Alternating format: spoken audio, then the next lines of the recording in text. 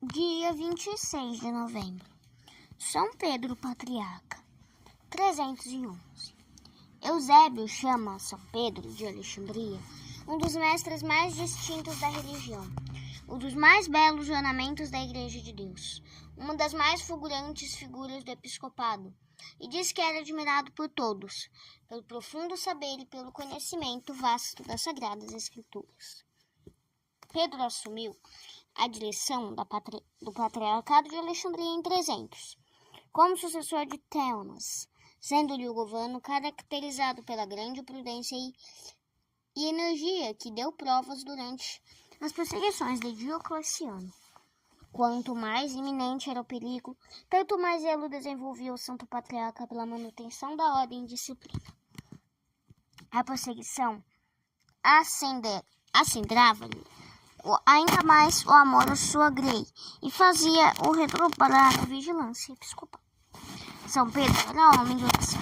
Sem cessar rezava, pedindo a Deus perseverança para si e o seu rebanho, e exortava os fiéis a mortificar os sentidos, a fim de serem dignos de sacrificar a vida por amor de Jesus Cristo, caso as circunstâncias o exigissem. Pela palavra e pelo exemplo, consolava e confortava os fiéis perseguidos, e com amor de pai acompanhava aqueles que com o sangue selaram a fé. Sob a jurisdição do patriarca estavam as igrejas do Egito, da Tebaida e da Líbia. Apesar do santo zelo e vigilância do pastor, sempre alguns infelizes, em cuja alma o amor ao mundo predominava, se tornavam traidores da religião, quando esta pedia o supremo sacrifício. Em uma epístola canônica, o patriarca se referiu às diversas espécies de apostasia que foram observadas e impôs graves penitências àqueles que se deixaram intimidar pelos horrores do martírio. Dos apóstatas, quem maior escândalo provocou foi Melécio, bispo de Sicópolis. Além do crime da apostasia,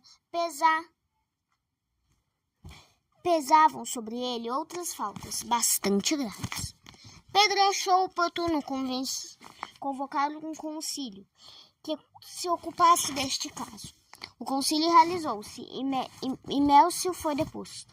Em vez de se humilhar e pedir perdão, o infeliz bispo formou um partido contra o patriarca.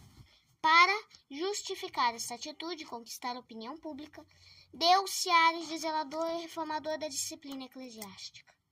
Levantou calúnias contra o patriarca e levou o atrevimento ao ponto de acusá-lo de condescendência criminosa para com os cristãos apóstatas, como se os recebesse novamente no grêmio da igreja, impondo-lhes condições excessivamente leves.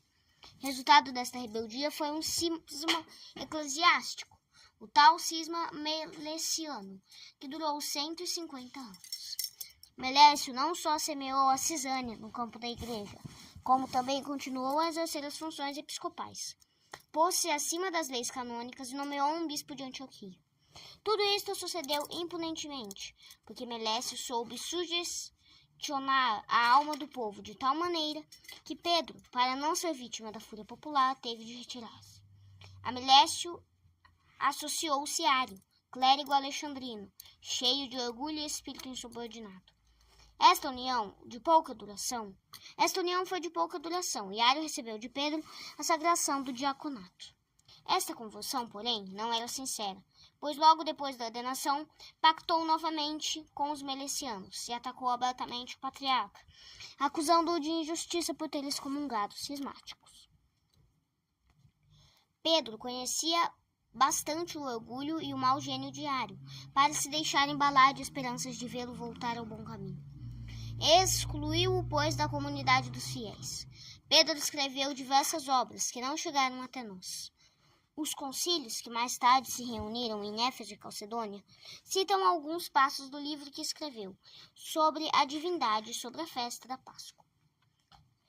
Santo Epifânio diz que São Pedro, sob o governo de Galério Maximiano, por algum tempo sofreu pela fé os horrores da prisão. Uma perseguição subsequente, a de Maximino d'Ágia, imperador do Oriente, não teve os rigores das outras, devido a um aviso particular de Galério. Não obstante, Pedro foi preso e condenado à morte, sem mais outras formalidades judiciais. Junto com o sacerdote Fausto Diácono Amônio, foi decapitado no ano de 311. Reflexões. Lendo a vida de São Pedro, muito nos edifica o amor do prelado à igreja, o zelo pela pureza da doutrina e o rigor na aplicação de penitências aos traidores da fé, e aqueles que, apavorados pelos horrores do martírio, transigiam com o inimigo. A fé é o tesouro mais precioso que nos veio do céu. Em hipótese alguma nos pode ser lícito negá-la, abandoná-la, traí-la. Quem comete este crime mostra-se indigno do batismo, indigno de ser filho de Deus e da igreja. Embora não haja ditosa probabilidade de sermos enumerados entre os mártires, deve em nossa alma existir o desejo de receber a graça de morrer pela fé, e a firme resolução de dar a nossa vida por Jesus, se as circunstâncias o exigirem. Se não nos é dado morrer por Jesus, morrer por sua obra, cultivemos a nossa fé, apreciemo-la e pautemos a nossa vida pelos ditames desta religião, selada pelo sangue de Jesus Cristo, dos apóstolos e pelo exército dos mártires.